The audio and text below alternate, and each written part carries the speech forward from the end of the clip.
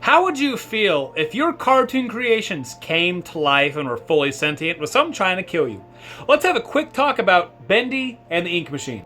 So Bendy the Ink Machine follows a man named Henry who gets asked by his old business partner Joey Drew to go back to their studio.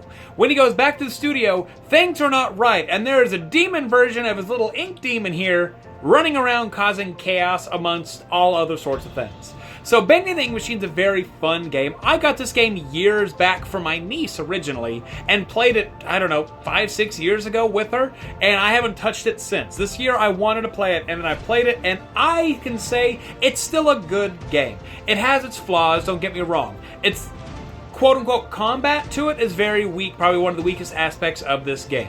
I had some issues with it. I played it on Switch. I'm also going to blame the Switch for it, where it was exceedingly dark, and I couldn't tell what was going on some of the times going on, especially when I was down in the lower levels taking on the projectionists for the first time.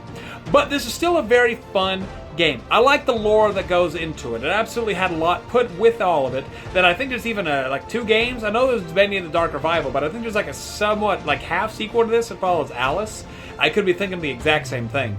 But this is a very fun game. I like the music, I like the audio design because it did really well. The monster design, there's very few monsters as there actually are in this game, look really neat. Like you have the, I can't remember the gang, cannot remember the name of the gang, but there's a gang of weird, just old 1930s monsters that chase you around. It's actually really cool. This game's a lot of fun, and supposedly even has a movie coming out too, so yeah. Bendy the Ink Machine's a very fun game. I want to play the Dark Revival after beating this. This is part of my guilty pleasure of now enjoying mascot horror.